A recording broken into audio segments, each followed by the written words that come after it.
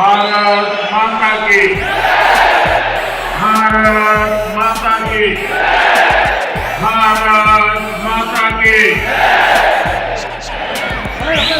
क्रीडापट्टी के Palaniswami Shri Nainar Nagendran, Shri doctor R Anbumani, Shri TTV Dinakaran,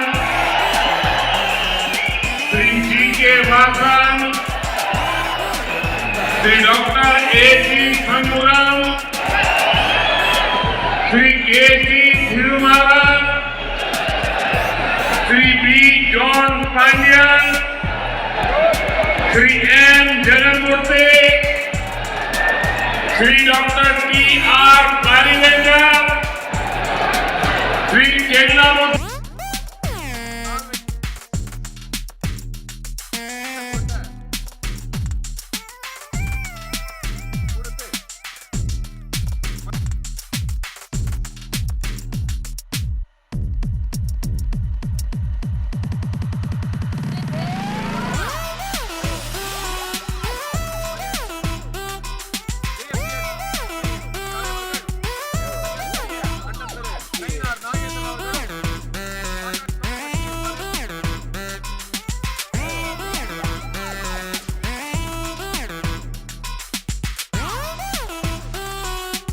நம்முடைய சங்க தலைவன் பாரத பிரதமர் மோடிஜி அவர்களுக்கும் வருங்கால முதல்வராக பொறுப்பேற்க இருக்கின்ற அண்ணன் எடப்பாடியார் அவர்களுக்கும் மேடையிலே இருக்கின்ற மாண்புமிகு அமைச்சர் பி.எஸ். கோயல் முதல் நம்முடைய தளபதி அண்ணாமலை முதல் அதுபோல நம்முடைய அத்துணை பொறுப்பாளர்களுக்கும் டிடிவி அவர்களுக்கும் டாக்டர் அன்புமணி ஐயா அவர்களுக்கும் ஜிகேவி அவர்களுக்கும் மற்றுமுள்ள தலைவர்களுக்கும் என்னுடைய வணக்கத்தை தெரிவித்து இன்றைய தினம் கூடியிருக்கின்ற லட்சக்கணக்கான மக்கள் மத்தியிலே மிகப்பெரிய அரசியல் மாற்றத்தை இன்று உண்டாக்கி இருக்கிறீர்கள்.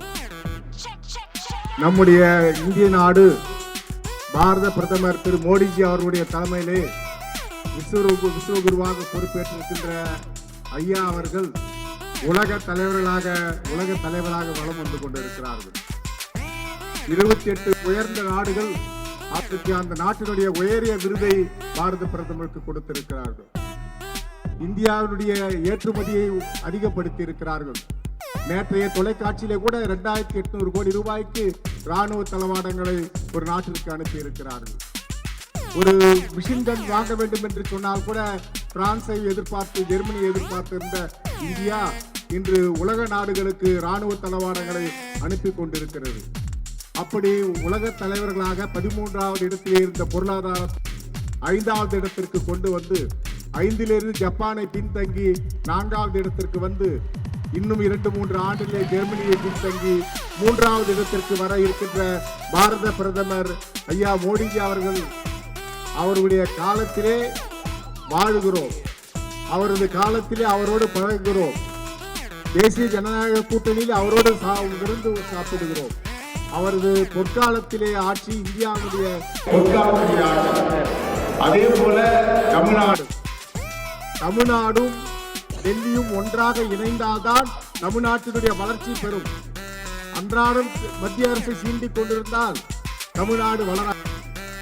ஆகவே பாரத பிரதமருடைய தயவு, பாரத பிரதமருடைய தொடர்பு, தேசிய ஜனநாயக கூட்டணி ஆட்சி தமிழகத்திலே வந்தாக வேண்டும்.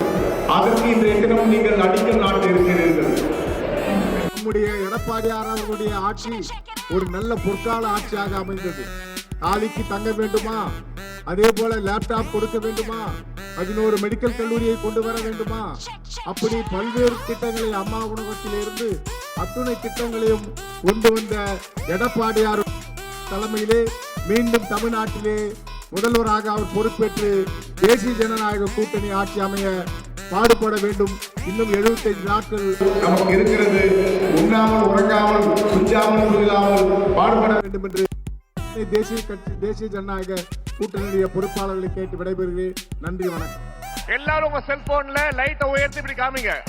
அனைவரும் உங்க செல்போன்ல நமது பாரத பிரதமருக்கு நன்றி கொடுப்பதுமாக அனைவரும் உங்க செல்போன் லைட்டை உயர்த்தி நன்றி காட்டும் கூறுமாறு அன்போடு கேட்டுக்கொள்கிறேன்.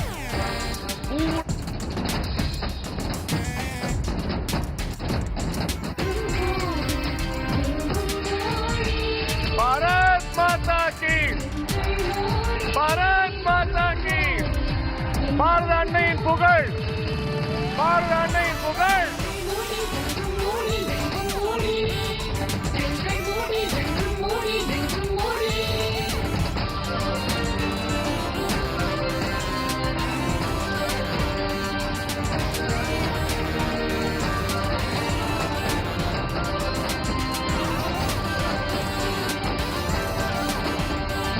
மூச்சு மூச்சு எங்கள் பாரதத்தின் மூச்சு.